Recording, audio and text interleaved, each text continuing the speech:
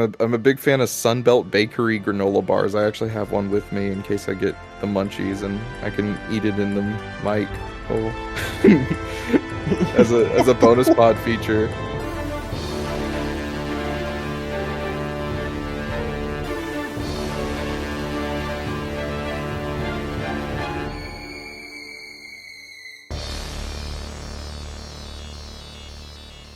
Six foot, 7 foot, 8 foot hut. 6 foot, 7 foot, 8 foot hut. Excuse my charisma. Vodka with the spritzer. Swagging down pat. Call that shit Patricia. Young money militia. And I am the commissioner. You've never been whiter. Oh, come on now. Come on now. Come on now. You've never been as white as you are in this moment. I'm sipping my green tea. Baby, I'm poison ivy.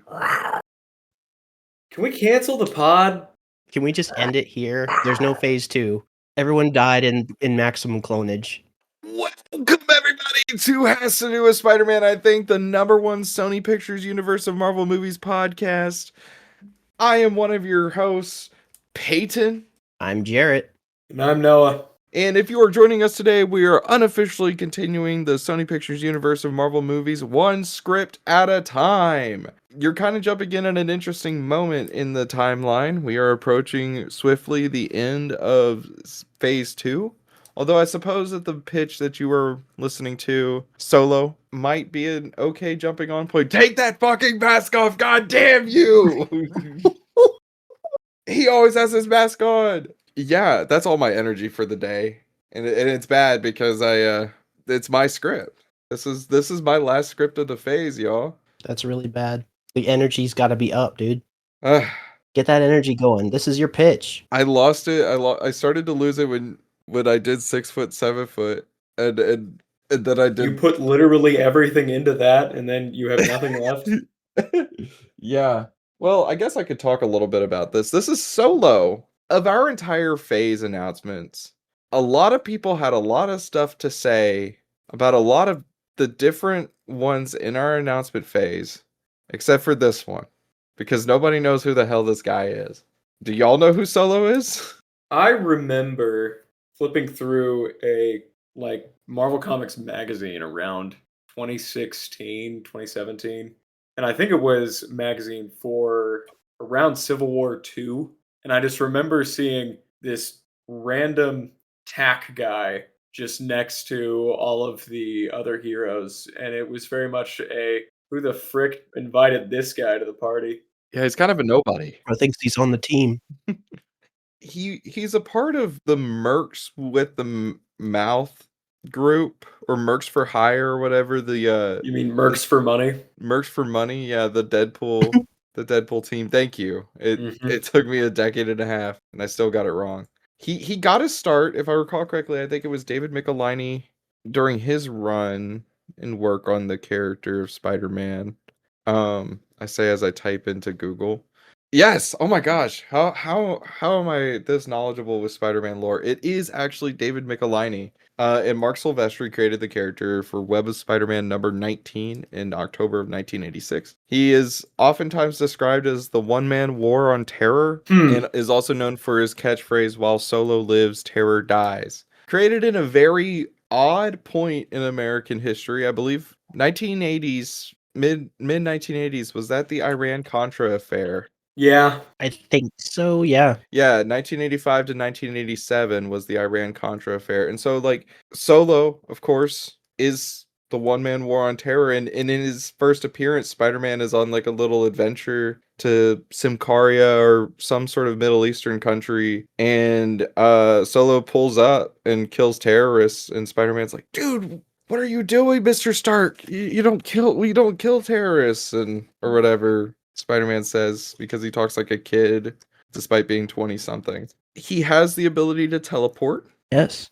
That's his defining features. He's a teleporter. He's big on the catchphrase, "While Solo lives, terror dies." That's just something he throws out. He throws that out all the time. He feels like he comes from a very specific time in comic books. Mm-hmm. Absolutely. Yeah. He was a part of a team called the Six Pack. Insane. And then Heroes for Hire, and then Mercs for Money, and then Force Works, and Omega Strike. So he's kind of this tactical guy, counterterrorism. he's a sort of Punisher figure in a way. And I in particular felt called to this character because Peyton supports the war on terror. No. I don't really. I personally just felt yeah, wow, you just gagged me. You pegged me down for wow, he pegged you down? Stop, no, dear God. You have me pegged for somebody that really does support the war on terror. Stop saying pegged. Noah pegged Peyton down. Please stop. Now I know why he calls her Peggy Carter. What? No, never mind. Vocal stem. Yeah, vocal stem. Yeah, nobody really had any predictions for this. Well, there were a few predictions, but a lot of them were like kind of jokey. I'll go through some of the jokey ones real quick. Because I mean, like, what on earth do you predict for a solo pitch that is up to this point unteased? Yeah, he's never shown up, and yeah, there's no teasing for it. We did have, if you join our Patreon, $5 a month, on the bonus pod, there was a little snippet of Solo at the end of it as a sort of tease. But yeah, there hasn't been any tease for this character in particular. In hindsight, perhaps he should have been mentioned in a post-credit scene or something. Let's get on into predictions real quick. Yeah. His Claremont, Luke, on the Discord says, I predict that Solo is going to end up encountering someone dressed as Han Solo, a red Solo cup. Napoleon Solo from The Man from U.N.C.L.E.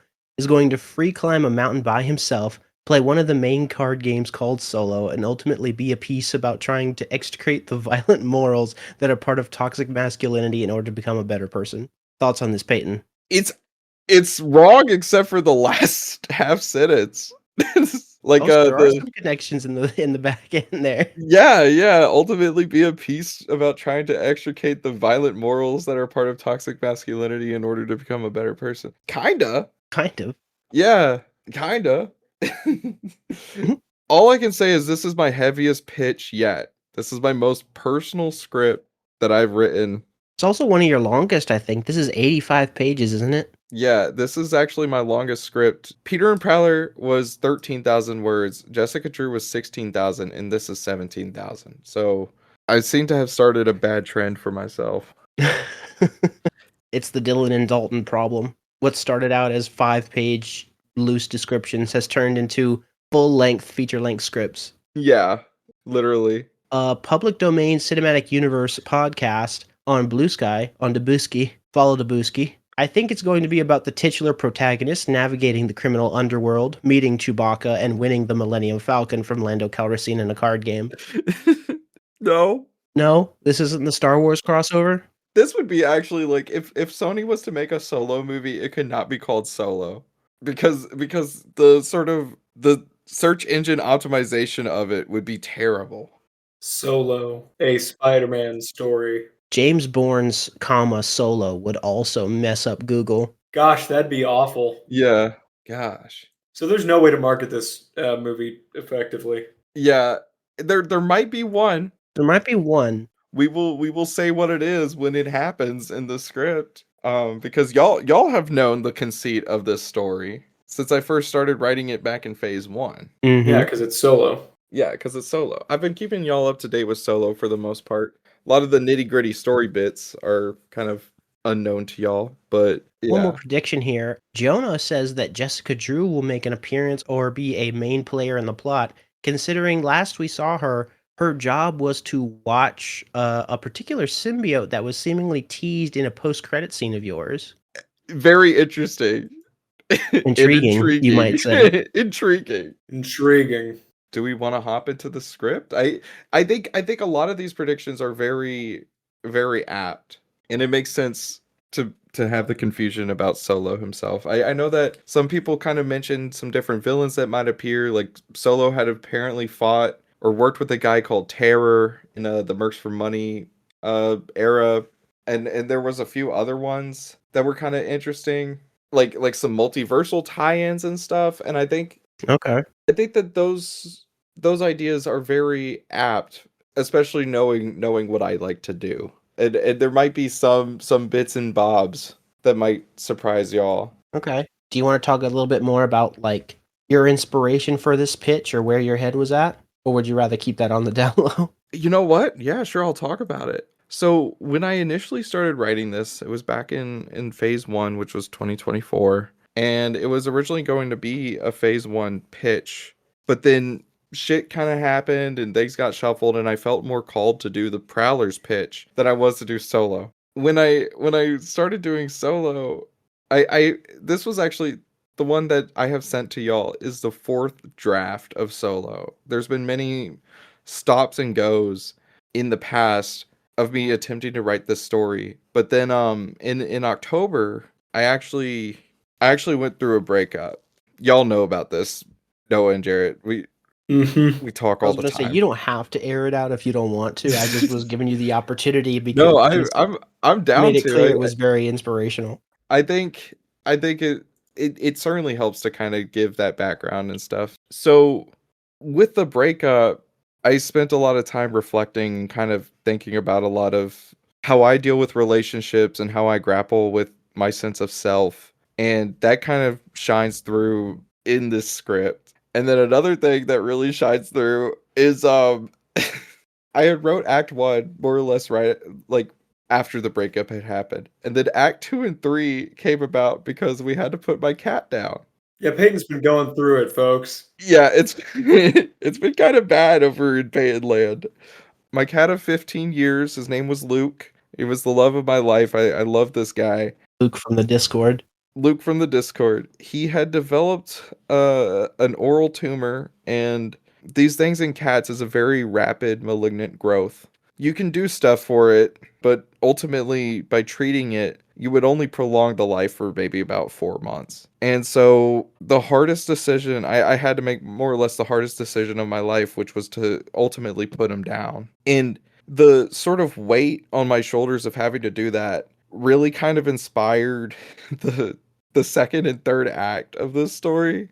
And not content wise, but the mindset that I was in really affected that. Originally this was going to be a comedy. There is some comedy elements in it. There are lines that will probably make y'all laugh and will make me laugh when we read them out loud. But this is like a horror and like a tragedy and a reflection on a man's life. It's just Guys, I'm heavy. scared. It's just really heavy. It's also pretty lore helpful. Okay. So Jonah, get excited. You get to build on some pages. It's a load-bearing pitch. Yeah, it's a load-bearing pitch. I would describe my 3 pitches of this phase of Peter and Prowler, Jessica Drew, and Solo as being the Peyton's life spirals out of control in real time through the content of the pitches. Because Peter and Prowler is like a big jokey comedy, very funny. And Jessica Drew, I had started writing it before the breakup had occurred, and then a bit during the breakup. And then this is truly the post-credit scene of the breakup. God, I'm so Marvel rotted. I'm so MCU pilled. Post-credit scene. Yeah. ... That's Solo. I'm very scared. I'm very excited and very, very concerned and scared. Some recommended listening. I of course recommend listening to Shocker Ends of the Earth and Jessica Drew, and also Big Wheel. Big Wheel to a lesser extent, but I just really recommend Big Wheel. Big Wheel's a very fun story. In fact, what I recommend to you all, if this story is very triggering and upsetting, go listen to Big Wheel after this. Good story. Lighten the mood. Peyton, what were you eating? When I was writing this? Mhm. So of course, Taco Bell has recently added the new beefy potato griller. The It is new one of beefy Heck potato yeah, griller dude. from Taco Bell. the brand new beefy potato griller from Taco Bell. It is amazing. It is like one of the best things on their menu that they've ever added. I love tortellini, so I had a lot of like Olive Garden tortellini. They got a new braised beef tortellini. There's what else? What else have I been grubbing on while writing this? Lots of granola bars. I'm a big fan of Sunbelt Bakery granola bars. I actually have one with me in case I get the munchies and I can eat it in the mic. Oh, as a bonus pod feature. That's pretty much it. And just drinking a lot of water and yeah. Water's I'm good. excited. Yeah. I suppose before we jump in, I did write down a little bit of content warnings, and I'll probably stop myself before we get to these scenes, just in case like just to inform y'all, hey, this is what's gonna happen for the audience, and out of respect for for those listening at home or on the drive or whatever. So there's mentions of suicidal ideation and suicidal thoughts. There's body horror and gore, viscera. There's language, strong language, mentions of abuse, and mentions of Chick-fil-A. Okay. And and so those are my content warnings. With all this preamble, I know this was a lot of preamble, but let's get into it. I'm ready to get into it. Alrighty. Presented for the approval of Noah and Jarrett. Please do not look at me any less. And also presented for the approval of a hypothetical, unofficial Sony board of directors. Solo, a script by Peyton.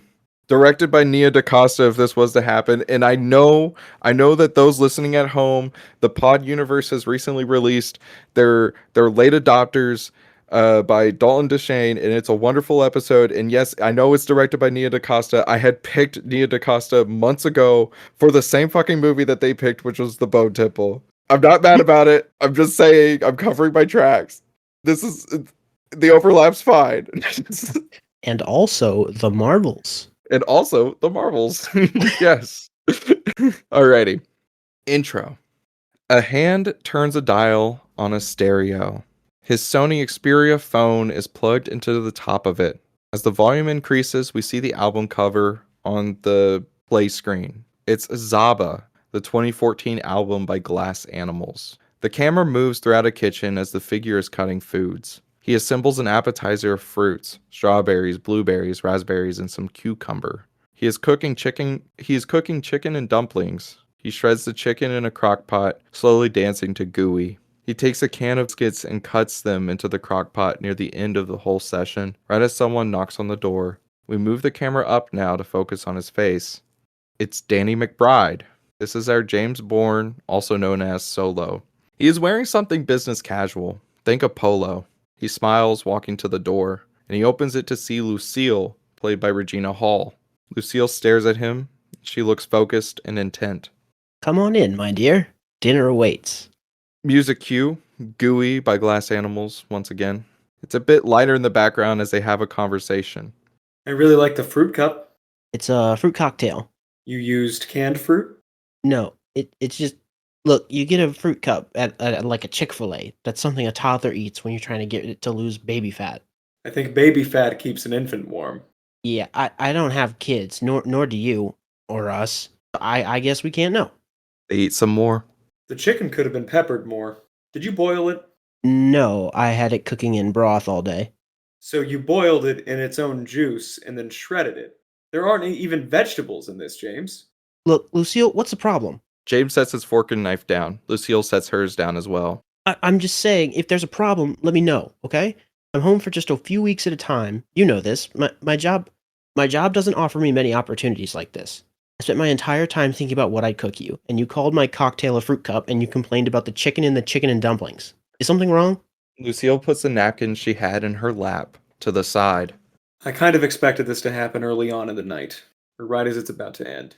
I spent the whole Uber ride thinking about how I'd start this conversation. But I didn't want to leave you with too much food and not enough mouths to feed.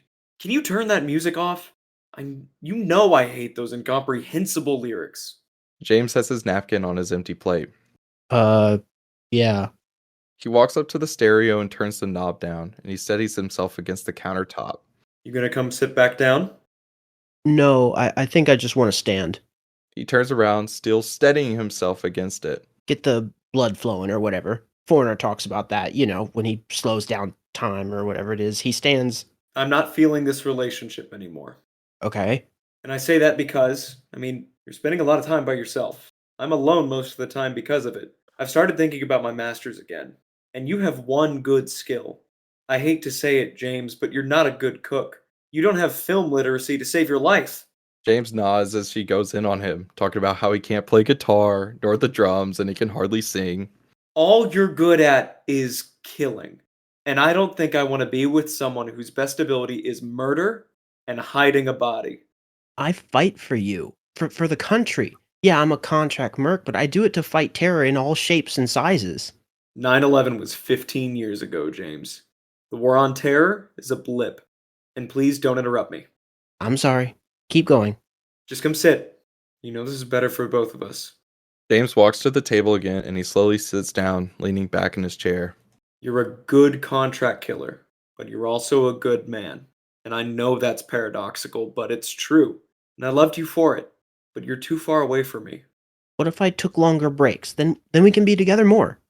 I don't think that'll work. I'm sorry. You know I have a job too, and you'll just sit around at home and I know you. She nods at the phone. You're always waiting on the next call. James starts to cry. He's trying to stifle it, but he can't help it. I'm just... His hands start to move and tremble as he speaks. Lucille, I love you, and all I ever do this for is for you.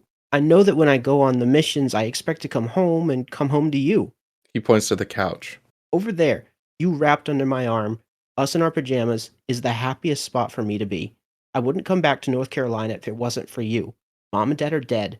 I don't have a dog or a cat. I have this house, and I at least know I have you. I'm not some pet, James. No, will you stop it? Will you stop it? If you take my words and you just twist them. If anyone is the pet, I'm your outdoor cat, Lucille. I always come back to you. He gestures to everything around him. I keep this here because I'm terrified, okay? I'm terrified of losing you. And yeah, maybe I'm gone for too long. When I'm away from you, I love you more than anything else. How do you not feel the same? Because I'm not James Bourne, James. I don't want to be alone. Lucille stands up finally. Please, I don't want to be alone. I want to share this space with you, this bed with you, this life. You were so scared. You say these things, and I know you think you mean them, but I'm afraid you don't. She's crying now. You're not the person I knew when I found you, James, and I wish I could love you, but I can't reach through past that terror that you feel.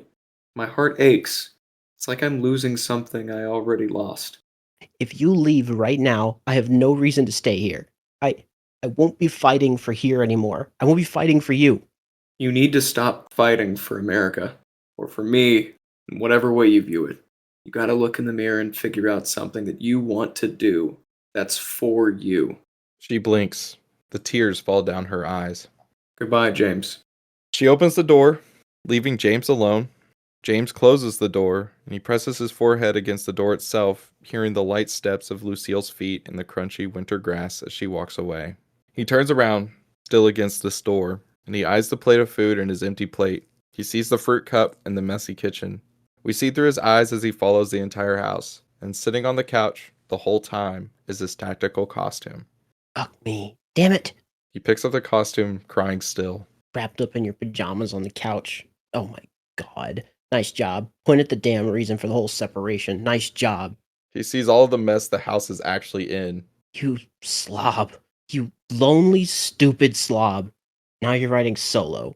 He throws the costume to the side and the phone buzzes. Playing Writing Solo by Jason Derulo. We focus on him as the camera shakily moves. Yeah. JR. Yeah. Motherfucker. He launches his remote at the phone, breaking it. Cut to Terrorist Cell Warehouse. Writing Solo by Jason Derulo plays as James, seemingly years later judging by his beard, is shooting up a terrorist cell. He's dodging and weaving. At one point, he falls backwards and then appears in the sky above a terrorist, stabbing him in the neck. I'm solo. I'm riding solo. I'm riding solo. Solo, yeah. He throws a tomahawk at the head of some bearded man. He teleports behind another figure, putting a grenade in his pocket, and teleports away. This warehouse has quickly become a bloodbath. All of these people are dead, and Writing Solo is blaring in one of James's earbuds. He's about to shoot the last person, but he freezes as he stares at a child. The child is wearing a bomb vest and is holding a dead man's switch. He stares at him. Stop! Leave now, or you'll die! Kid, seriously. What even is your cause? For the... Is it liberation? Subjugation? It doesn't matter. Do you know who I am? The child shakes his head. I am Solo, and as long as Solo lives, terror dies. But you don't have to, okay? Let me disarm that bomb, and you can go on your way. He approaches the child whose hand is still on the switch. James carefully starts removing the jacket. This is very rudimentary shit. You should have had a heartbeat monitor hooked up or got a bomb implanted in your neck or something. There are like a million different ways you could have improved this bomb, you know? I mean, look at this. Solo points at a grenade on his belt. Well, it doesn't quite look like a grenade. It's a spherical thing, white with the green glowing circle at the top and bottom. This Grinch-looking motherfucker gave me this a few years ago. Said he was working for one of those companies, Quest Aerospace or something, and he liked what I do, so he gave it to me. It's a homing bomb. You could have used one of these. Anyway, give me the switch. The child sways the switch around. Let's trade. I'll give you the vest for that bomb. No, holy shit, did any of those words mean anything? Only that bomb looks cool. Kid, these things kill people. That's why I haven't used it yet. I only have one of it. You know, if I take a life, I can't just bring it back. The kid sighs, still a child, just wanting the next cool thing. If it were the king and queen killing us, would you have fought for us then? The child hands him the switch. If they're causing terror, and I'm still alive, sure. Your system of beliefs makes no sense. Kid, I'm the one with the damn bomb now. Watch your damn tone. Shit. He closes his eyes, teleporting away into an empty field. He presses a switch and tosses it with nice superhuman strength. The bomb explodes midair.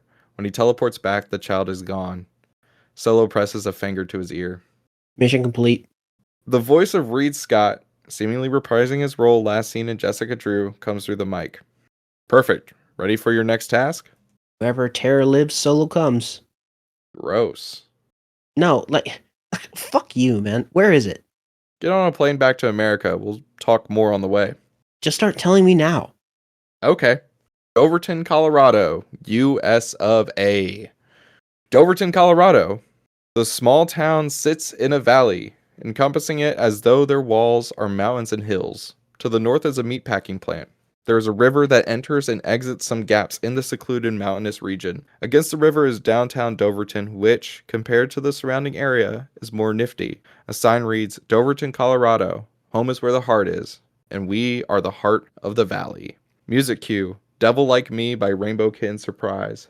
We travel into the town as kids are in school. A man kisses his wife, pets his dog, and steps into his pickup truck heading to work. We follow through the streets. Most of these roads are one-ways, which is frustrating to navigate, but damn it, that's Doverton for ya. Momentarily, we see the small town McDonald's bustling. The local emo works the fryer. Everyone is picking up breakfast for the morning. The barber's pole rotates. Its red, white, and blue lines slowly shift around. Age and wear evidently has not been kind to it, and yet it adds this sort of character, this history. The sole employee cuts an elder's hair. They're both smiling. Leaving Doverton now, we approach a cemetery across state lines, going into Kansas. The song starts to die out. The man wears cowboy boots and his overall look is, well, fairly yellow. He holds a cowboy hat in his hands and we see that it's Jackson Bryce, played by Juan Goggins, last seen in Shocker, The Ends of the Earth. Cops and robbers, boys. We see that he is honoring the headstones of Lee and John Bryce. He sets the cowboy hat down. Outlaws and sheriffs. Whatever. I think about both of you every day. I love you. Miss you. I miss you, Knox, Dan. The music is gone now. The wind blows. The mourning dove coos. The grass crunches beneath Jackson's boots. As we saw him, he had just more or less gotten past the conflict and pain seen in Shocker to the Ends of the Earth. Doverton is close to his new home now. The cemetery more or less shares a border.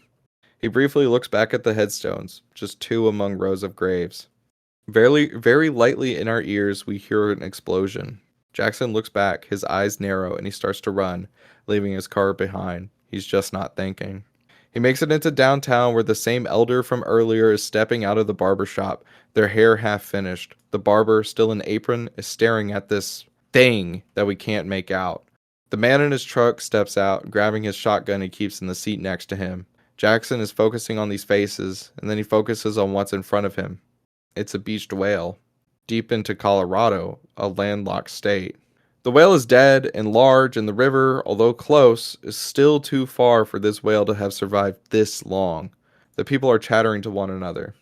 This just doesn't happen here. This is something that Big Wheel could fix. Can we all get together and, get it back in the water? No, it's dead, Cheryl. Look at the damn thing. I say we blow it up with dynamite. What in the hell, Ronnie? Jackson is closer and closer to the whale. A few other men and women are also kind of getting closer to it, in the same way one might have a morbid curiosity at seeing a train crash. Jackson reaches towards the electric whip at his holster, but his hand freezes as it hovers over the switch. The whale's stomach is rumbling, and something is inside, and it wants out. Hey, y'all, let's all back up a bit. Aren't you the new townie, the city boy? Yeah, you call me that, sure, but y'all, please, The rumbling is growing. we need to back up. Like a C-section from the inside, the whale's stomach is cut open. Its intestinal tract flops out like snakes and worms that had been hiding.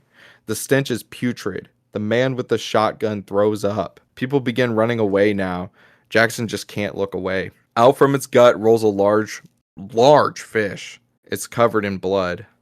No, that's its skin. That's the scales. That's not a large fish. It's a shark.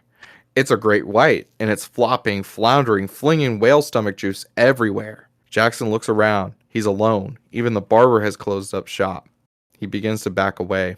I'm just gonna let you die now. We'll clean up this mess as a community later. The shark stops floundering and then stares directly at him. Here we can see that its eyes are black, but the black flares up as though someone had done its makeup and given it cat eyes. The red looks like veins on the outside, and it is smiling. And then it starts to hop.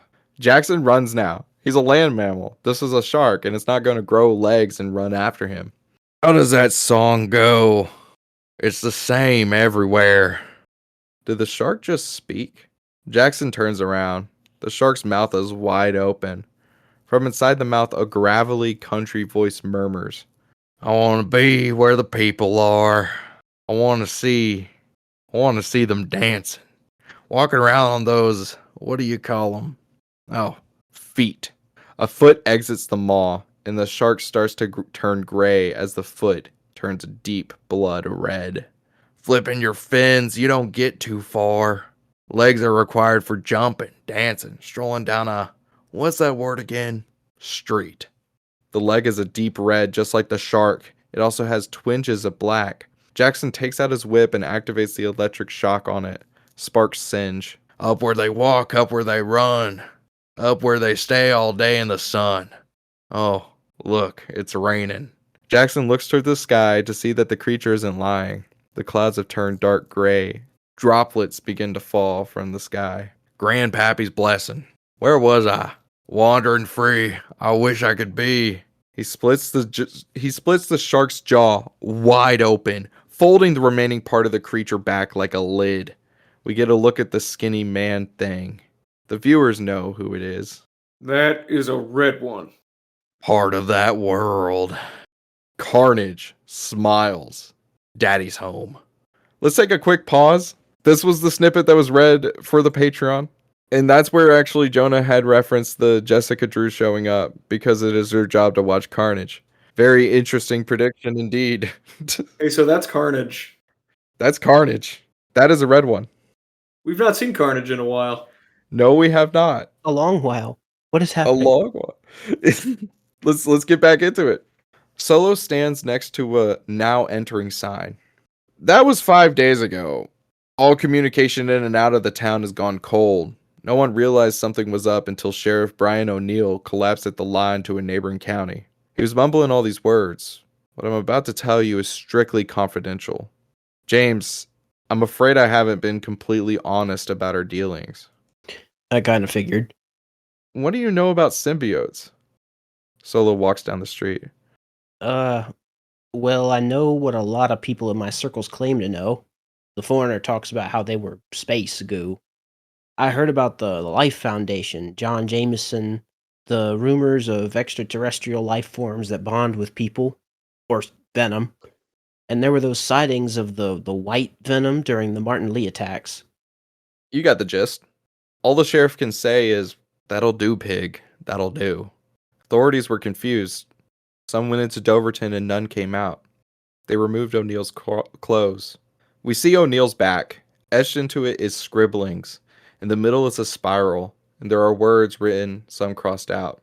They contact the CIA. CIA contacts us. We've been kind of away. Our base was upended during a conflict. Of course, I'm just glad to have genuine work instead of pursuing false leads. We get our best on the job translating these writings. Smoke is rising from Doverton.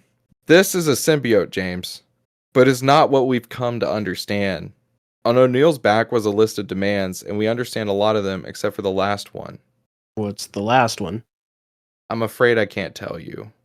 You are to go in there, put a stop to him, and leave. To your right are some sonic weapons, fire grenades, and other items, and symbiotes are weak to fire and sound. Solo freezes and looks to his right, and he sees a bag full of guns. Just go into town. You'll find him. You're Solo. As long as Solo lives, terror dies, right? And this is terror incarnate. This is what your motto is about. I'm going to stop talking now. I'm putting a new person in charge of communications with you. She's sweet, but she isn't attached to you. Are you saying you're attached to me? No. I mean you're my liability. If you fuck up, I fuck up. And when I fuck up, I lose a house, and a wife, and a kid. If she fucks up, she just loses a job. Okay. There's static on his ally's end. Solo continues to wander, the guns now attached to his back, holsters, and other areas. Hello! Solo jumps, teleporting a bit away. Whoa, calm down. It's me, your friend, your help, your sweet cheese. Oh, geez, I really thought that guy was lying to me. Nope. I'm the newbie, and you're James Bourne, codename Solo. Like hand Solo, right? Han. And no, I'm a one-man army, hell-bent on destroying terror. Ergo, Solo. Ooh, big toughie. But your profile picture gives, I'm a softie at heart, and I really like puppies. Solo rolls his eyes as he seems to enter the first neighborhood that is just on the outskirts of Doverton's downtown. I am not a softie. I'm a hardened killer. Okay, so you keep a bearded dragon. No, a turtle. Maybe a snake? Solo does smile a bit. No, I do like puppies. He notices that the sky is so very gray. He looks at his watch, seeing that it's noon, and also that the weather elsewhere is quite normal. He ducks into the first house he sees. Hello?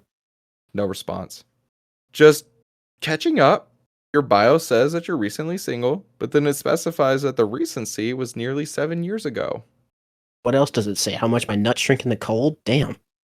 Static. The wood creaks under Solo's feet. There are photos sitting on mantelpieces.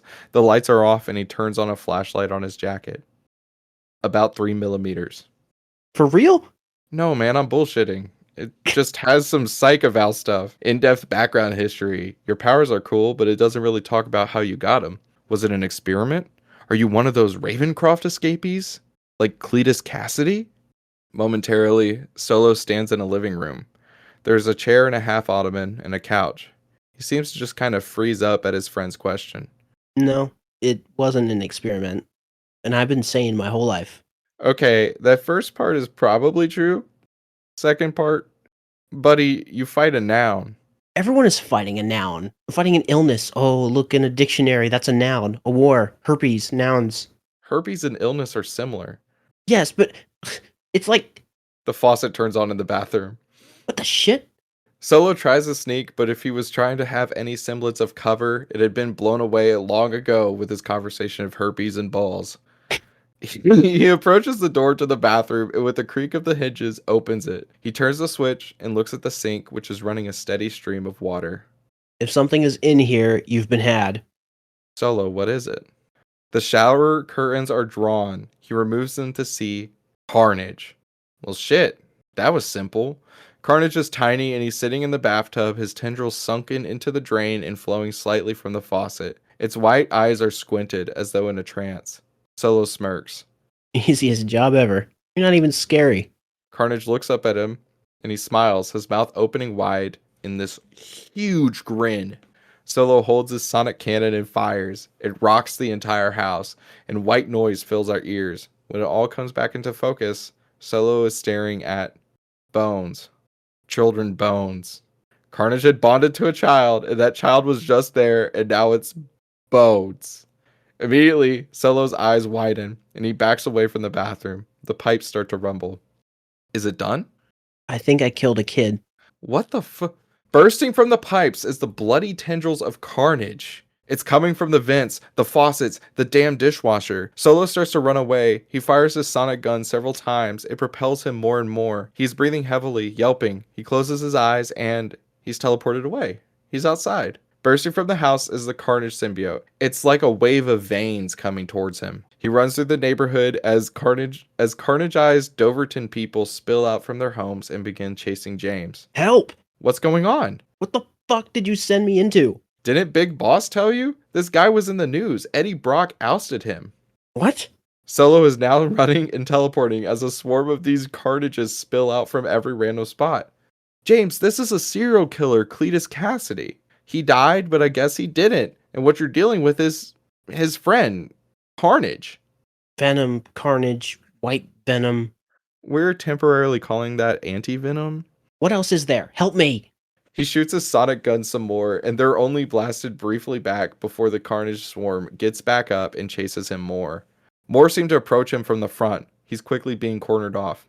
There's Christmas, Agony, I'm going to die. Phage, Toxin. Oh, Riot. How could I forget about Riot? There's a rumor of a she-Venom, but I think she just wanted to be called Venom as well. Who chooses the names? Help me! Who chose your name? I chose mine. You chose Solo. Look, the science of the symbiotes. Wait, I got an aerial view. Solo looks up momentarily as he sees blinking green and red lights in the sky. Jeez. Oh, wow. You're really screwed. Hey, if you take a right and throw a firebomb at the gas station, you may be able to cause an explosion that'll offer enough distance between you and the swarm. Don't worry, Solo. I'm here. You're not alone. I could have used this a while ago. Solo teleports away and is seen running as the Carnages grumble and mumble, roar and fall over one another. He tosses a grenade at the gas station and the entire thing erupts into flames. All of the Carnages are repulsed and are trying to find an easy way through the fire. There seems to be a sanctuary a few miles from here. How does your teleportation work? Solo looks downright terrified.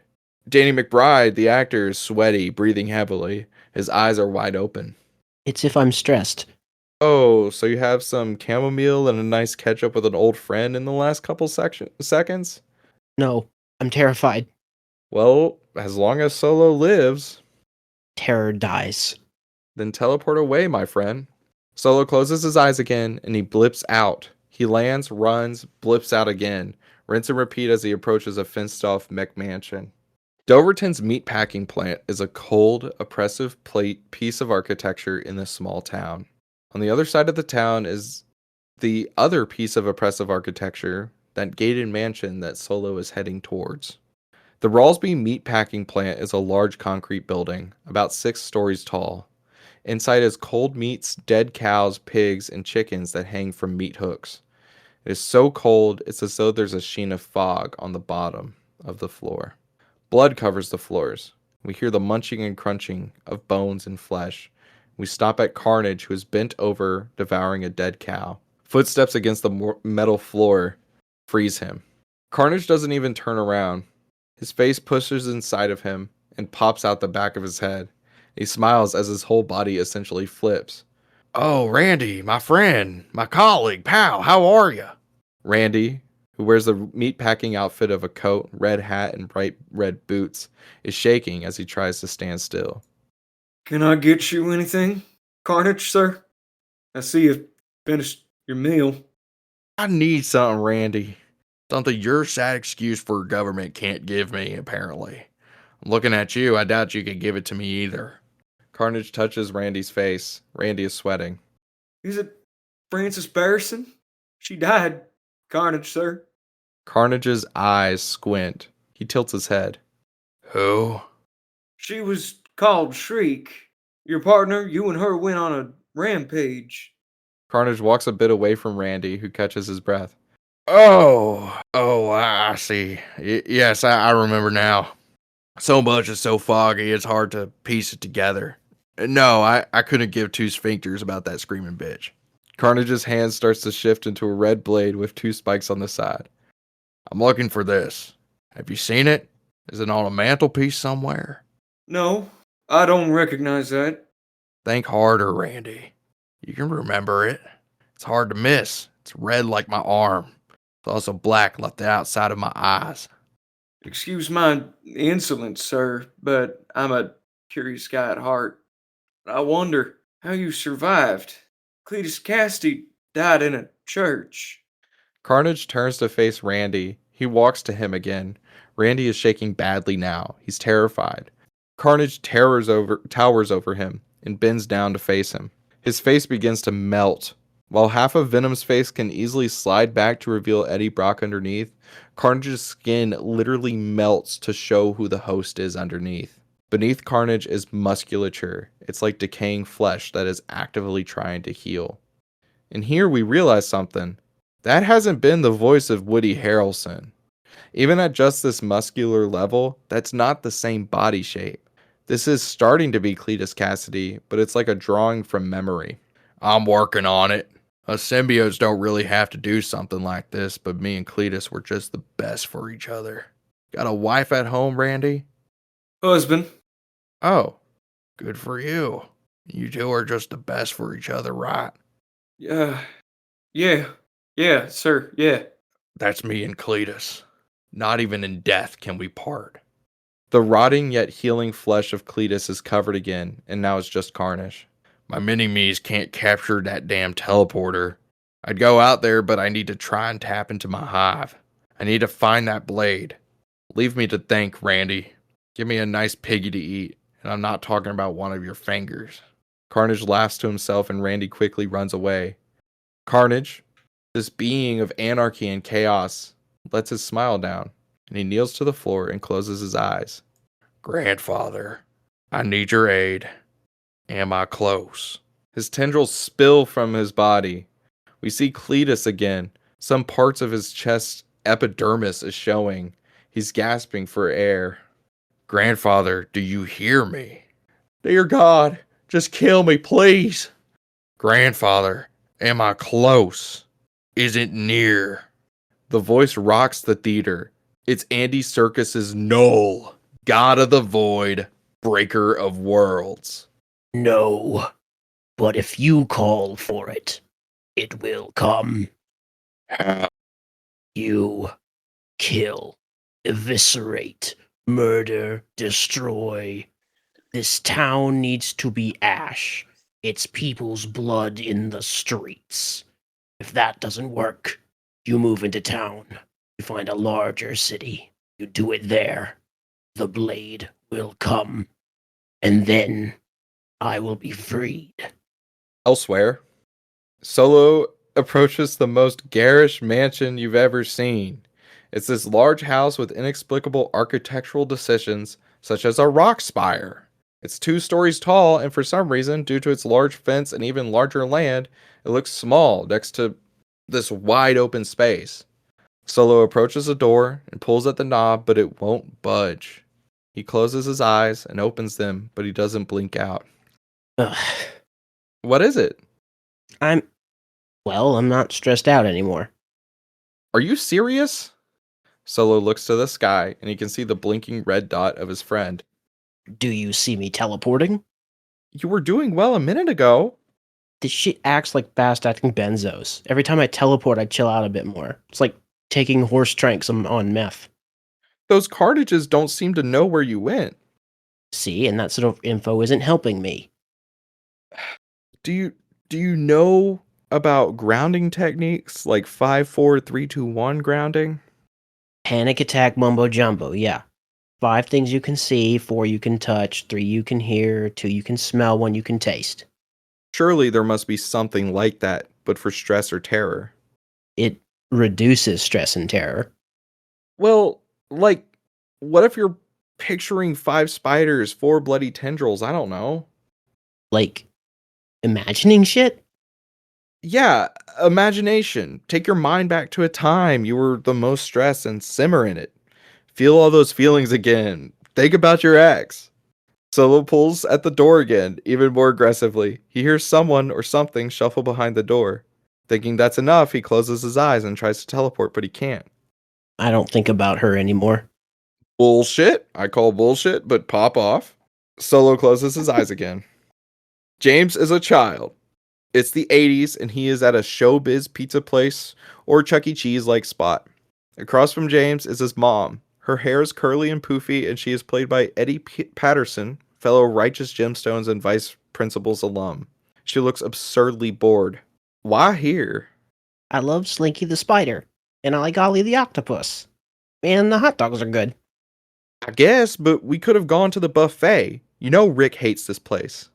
Well, Rick isn't Dad. His mom looks briefly at James, and then her eyes dart away from him. Does Dad know about Rick? No, and if you tell him, you're in a hell of a lot of trouble, young man. James looks at his hot dog on the spider-shaped plate. He's frowning now. I have that uh-oh feeling, Mama. This is fine and normal. Look, here he comes. You like Rick, don't you? We see Rick, who is played by Lee Pace in a bit part. He sits down next to James's mom and probably kisses her on the lips. James can't even move. How are you doing, kiddo? He's talking about a tummy ache or some shit. It doesn't matter. Oh, that sucks. Does Kenny know you're here, Denise? Yeah, but he thinks it's to spend time with gut pain over here. James is crying now. His mom runs a finger against Rick's chest. Rick smiles, showing his gold tooth. The animatronic band is playing a song. You know this song, baby? Rick James, Super Freak? You're a super freaky girl, you know that? Row, row. Oh, gosh. He nibbles on James's mom's ear. She giggles. Oh, stop it, not in front of the boy. Are you fucking serious? James perks up upon hearing the voice of his father, played by David Dinman. The music stops. Families at other tables stare at James's father as he approaches the table. You're with this fucking shitheel? He loves me more than you do, and he's funny, and he knows how to shower, you dickbag. With our fucking son here? He ain't even listening. Look at him. Those are tears in his eyes, Denise. Jesus, Mary, Joseph, why the hell would you do this? Who the hell? Oh, you can stop it. Rick kind of starts to edge out of the seat, but James's dad grabs Rick by the throat and slams him into the table. James's hot dog goes flying. Ketchup gets on James's shirt. You stay right here, you son of a bitch. And you. He points at James's mom. You and I are getting a divorce. Let me go, you asshole. You two are perfect for each other, you slick rat bastard. Please stop fighting. I can't believe this. I work day in and day out for you to sit on your ass giving your boy microwavable meals. You don't even dress the kid. I have to pick out his outfits every morning. What kind of a mother are you? I do so much and for nothing you can't even fuck. Don't. Not in front of the kid. He looks down and sees that James is gone. James sits up in his race car bed. He looks around and down at his shirt. There's the ketchup stain. So it wasn't a dream, but how did he get home? He wanders into the bathroom and looks at himself in the mirror. The house is nothing to look at. It's kind of sad, really. He goes to the fridge and there's only frozen dinners. He sits down at the TV and starts watching cartoons. And honestly, he's chilling. Then the door opens. James? Dad? Where's Mom? Where were you? 1 minute you were there, the next you were gone. I looked everywhere for you. That happened? What did? Mom kissing Rick. And you yelling. Where is Mom? She left with Rick. To find me? I don't think so. Dad starts to cry. I'm so sorry. The son hugs his father, comforting him as cartoons play in the background. Back in present day, James opens his eyes and he is inside and he looks a bit panicked. Well now, we keep that damn spot locked, but you up and pop in here.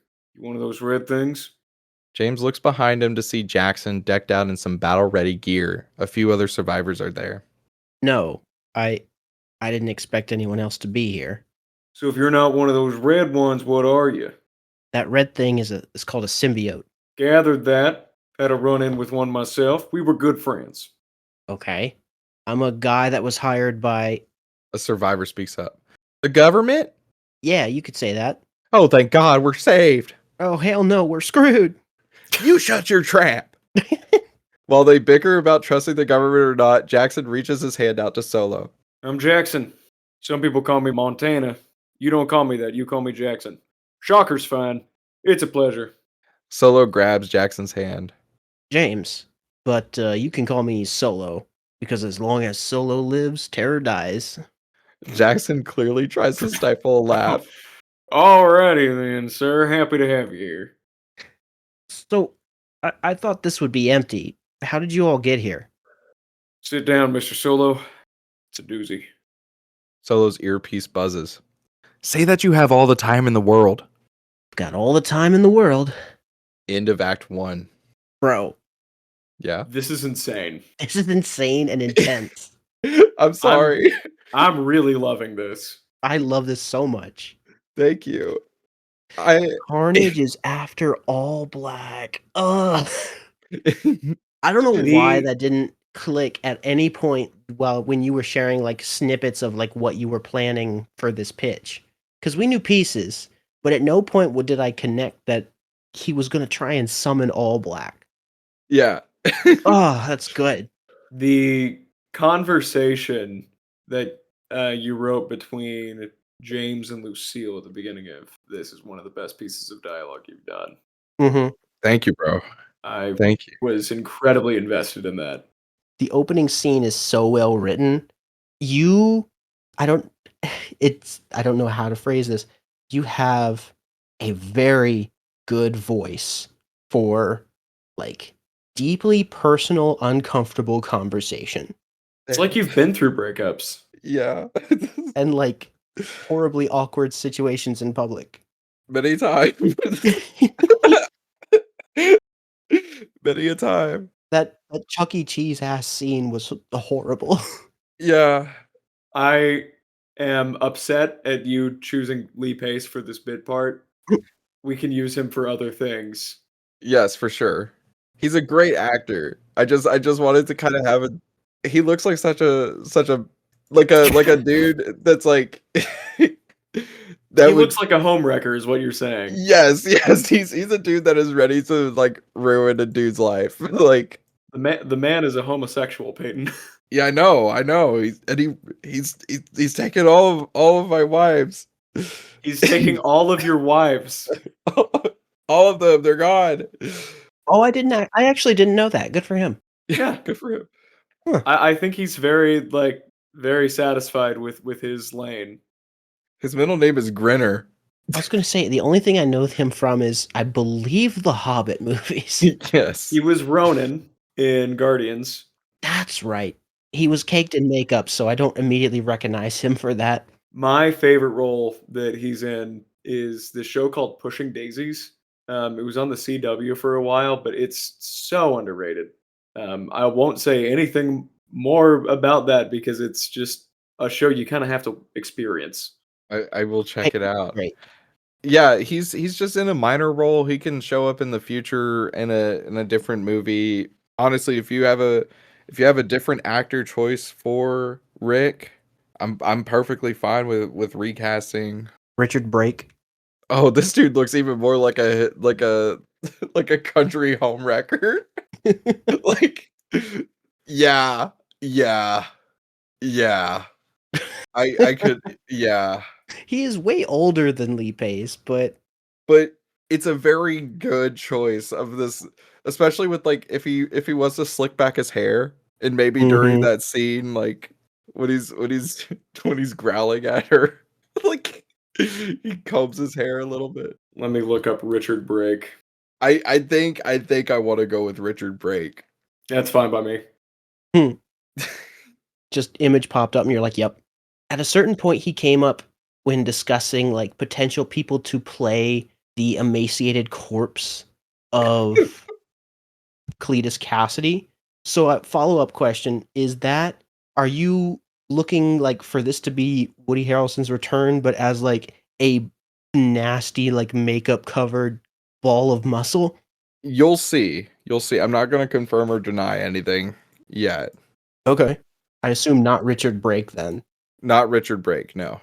Or no, I'm thinking of somebody else. Do we want to get into Act 2? I'm ready. Let's do it. I'm so ready for this. Let's get into Act 2. 3 days ago, we're back to when Carnage had exited the shark, which had exited the whale. He stands straight and looks around, and Jackson is frozen stiff. Run, piggy!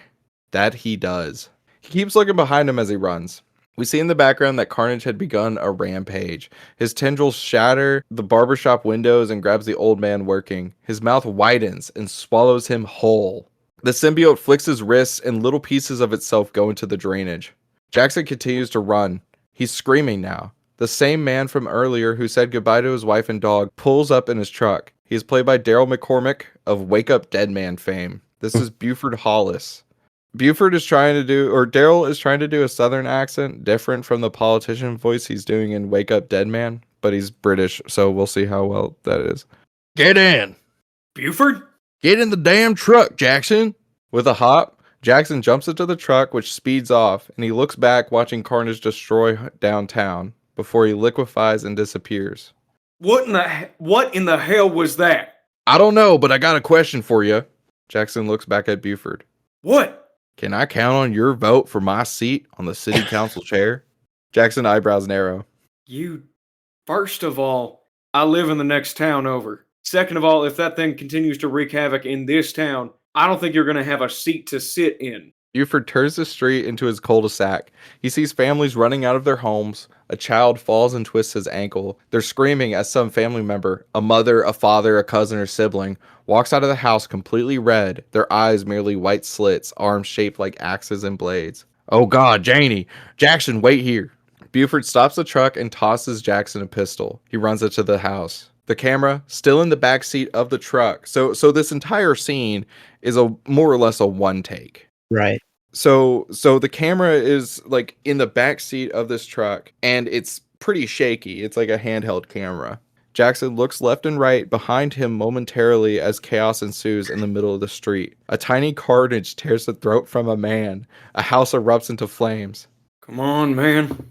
Buford comes running out of his home. On his back is a carnage woman, stabbing him in the back with a butcher's knife, a tendril around his throat. He chokes. Jackson! Holy shit. Oh, my.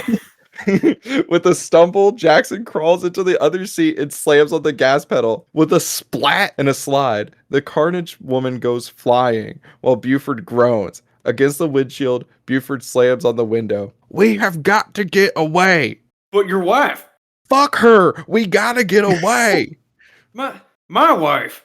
Fuck her. Hey, now. Put it in reverse, man. From the passenger's side, glass shatters. A carnage is trying to grab at Jackson. It swipes at him, and Jackson, who is driving in reverse while Buford screams as he hangs on for dear life, turns off the safety on the pistol and fires several shots. The carnage groans and rolls off. He looks behind, sweat pelted against his bald head. We need to get somewhere safe. What? I can't hear you through the glass. He makes a bad turn and Buford yelps, rolling off. Jackson stops the car and hops out. The camera follows him as the boots crunch in the dry grass. Buford is groaning. We have to get somewhere safe. My wife she's in the other town. I don't think we should try getting out. Are you shitting me? Come on, Mr. City Councilman. You're stuck with me. And unlike Ted Cruz, you're not going to screw over your constituents. So with a hoist and some oomph, Jackson puts Buford into the car. Buford is feeling his back, splotches of blood coming through the leather. Buford looks at Jackson. We can go to the Rosby Mansion and Exotic Zoo. Gated facility, only people there are people that work for them. The Rosby family's off in California at some fancy spancy place. Exotic Zoo? Capybaras and boars, giraffes and lions. It's exotic. He drives, thinking. Finally, Jackson says, All right. Back in the present day, Jackson and the other survivors are sitting around Solo. And that's really it. Everyone here worked with the animals. There haven't been anyone like you. Buford comes out, feeling his back. He keeps his hand on one of several wounds the whole time. Throughout the scene, he'd constantly move his hand to a different wound. Yeah, knowing that the government is here makes me feel a whole lot better. Dude's on the city council. I'm not big government. I'm more like shadow. The earpiece buzzes. Shut up. Do not say you're a part of the shadow government. The hedgehog. A kid pipes up. So you were an experiment that then was set loose as a puppet of Eggman, but your best friend ever died, and now you're an anti-hero running around trying to atone for her death? And you can teleport? Sure, we'll go with that. What now, Solo? Solo thanks. This is the first time he's ever been chosen as the leader. He looks at the crowd. Jackson is the only guy here that looks like he could survive a fight. Uh, uh, uh, uh, He's stalling, and he eventually stands up. where's the bathroom in this bitch? Sonic fanboy child's ears are covered by his mom, and she is shocked.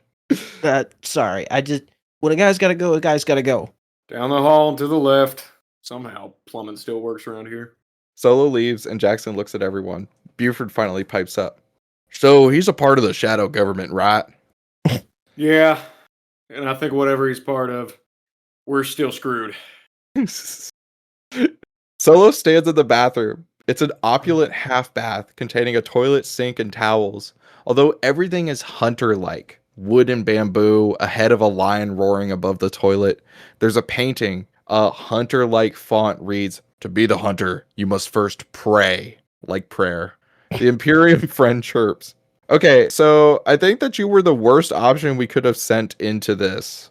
You should take that up with your boss. I can't do this. I know. I need evac ASAP. We are FUBAR out here. Stop with the acronyms and talk to me like a damn human, James. Breathe. Solo stares at himself in the mirror. He takes a deep breath in and then out while the Imperium friend coaches him on proper grounding techniques. I'm talking with my boss right now. We're going to be sending in an experimental operative. She has a symbiote. You're sending in the she-venom? It's just a rumor. No. So, it's actually a funny story. She's a friend of mine, but a pretty recent friend. She volunteered for this experiment to move up in her ranks. Did you know that these things can reproduce? I kind of figured that, with all these veiny little creatures running around. Look, I'm not sure what the Carnage symbiote is doing, but it does not seem to be reproduction, at least in our traditional sense. He seems to just be separating pieces of himself. But yeah, symbiotes can reproduce. We see archival footage from Venom 2 Let There Be Carnage. Eddie Brock, played by Tom Hardy, is bitten by Cletus Cassidy, Woody Harrelson. Cletus coughs out the piece and he says, "You're not normal, Brock. I have had blood, and that blood doesn't taste right." When a symbiote host's blood makes contact with another person's bloodstream, it has a chance of creating a new symbiote. We discovered this through, Carnage. We heard the story through a first-hand account. So, of course, we performed a bit of selective breeding, and these things all have whack names. I've told you that before. So, there's this one called Agony. Solo is sitting on the toilet now. I gotta cut for just a second. You are calling hella back to like the first episode where we just talk shit on the symbiote names. Yeah. Case in point, this following line. Yeah. I get it. You made a symbiote called Chlamydia or some shit, and she's coming to save me. Okay, now that's just crude. Agony produced a symbiote with the blood of this operative, and she is called Scorn. Honestly, she was contingency A, but then she lost her arm on an undercover mission overseas. She had to drop out of her training briefly, but then something funny happened. Landing back where Solo first landed with a quite graceful drop, we see the purple symbiote. Unlike other symbiotes that we know and love in this universe, Scorn is solid. She lacks that veiny look, appearing more so as this bodysuit. There's some light silver sheens on her. Noticeably, the right arm is completely metallic. Scorn approaches the briefcase of weapons. As she touches a sonic gun, the arm seems to liquefy, molding and combining with her own arm. She holds it towards her face, and the Scorn symbiote retracts, revealing the face of Ella Purnell, playing Tanis Neves. She talks to the Imperium friend. All right, I'm in. God, I could smell the Bucky's cottagecore live, laugh, love, and faith from a mile away. I know, right? My uncle once took me to relatives in Kansas, and I felt the same way. Scorn stops. She looks around, a bit shocked. Momentarily, she looks up at the blinking red dot in the sky. Jessica? Agent Drew? Keen eyes would notice the red dot blinks hi in Morse code. Hey, how are ya? I'm good. Wow. They chose you? Duh, they chose me. I've been following the Carnage case for months. Pop off. I like the sonic cannon. Thank you, I picked it out. So what's the ish? The Rawlsby Mansion houses about 15 civvies. They're preparing to take up weapons and attack the symbiote. They're preparing to kill themselves. Got it. Our previous operative was not a good fit for this. Scorn is in downtown now, standing at the whale and shark carcasses. What did he do? Scorn sees a bit of carnage scurry along against the dead shark. She blasts her sonic cannon arm and disintegrates it. He's a mutant whose powers are only activated by stress. Okay, I gotta admit, I think I messed him up. What did you do? Jessica is silent. Scorn enters the barbershop to find a Carnage sitting in the chair. Big smiles. Scorn fires the gun, shattering the glass, and all of the symbiote comes off of the figure. An old man slumps in the chair, his hair blown back, knocked out. Scorn puts a tag on his chest. Jessica, what did you do? Okay, I triggered him. Like, I made him think of the worst things imaginable so that he stressed himself out. He teleports large distances and through stuff when he's overwhelmed. Oh my god. Scorn approaches a car left near the whale and shatters the glass. She grabs the screen in the middle of the dashboard, her hand activating it with a spark. You sent a teleporter to do a symbiote's job. I know. This is Carnage, Jess. He's a threat to the nation. Cletus Cassidy, you saw the news when he was caught and when Brock uncovered those bodies. So it's a serial killer with a deranged offspring. That's a double whammy. But he's dead. Cletus Cassidy is dead. A voice rings in the back of Scorn's head. It's a deep, gravelly woman's voice. False. She nods. I'm not sure he is. The GPS loaded, Scorn's robotic arm touches the screen. That part morphs into her hand. We see through Scorn's eyes. Everything is highlighted in glints of purple and silver. As the technology begins to merge with her, we see a line start to stretch ahead of Scorn. That same gruff voice. Go straight for 3 miles and turn right. To be honest, Tannis, symbiote agents are new to us. I mean, I only just started working here a few months ago. The higher-ups sent him in. You were Plan B. Yeah, well, now I'm Plan A. Rawlsby Mansion is just 5 miles away. Are they safe? I'm going to do some cleanup. Look, in my other ear is a guy having a breakdown in the bathroom, but I think they're safe, just as long as they don't try anything funny. Let's take a break real quick. I gotta use the bathroom, and let's have a word from our sponsor. Hello, fellow webheads. I'm Richard G., host of the Public Domain Cinematic Universe podcast. Much like the Dark Universe, Pod Universe, and Has to Do with Spider-Man, I think, it's a podcast in which I pitch a series of hypothetical movies about public domain characters, pick actors and directors, and slowly build out an interconnected universe of pitches. We're still starting out, so right now the only episodes are the Phase 1 slate reveal and Terror of the Ape Man, a horror movie reimagining of Tarzan of the Apes. Our next episode, a Don Quixote pitch that parodies modern superhero movies, is coming out March 28th, and after that there will be episodes about Robin Hood, the Ted Cord version of Blue Beetle, and many, many more. You can subscribe to our show wherever you get your podcasts, and follow me at pdcu.bsky.social. Hopefully I'll see you there, and remember, no budget, no problem.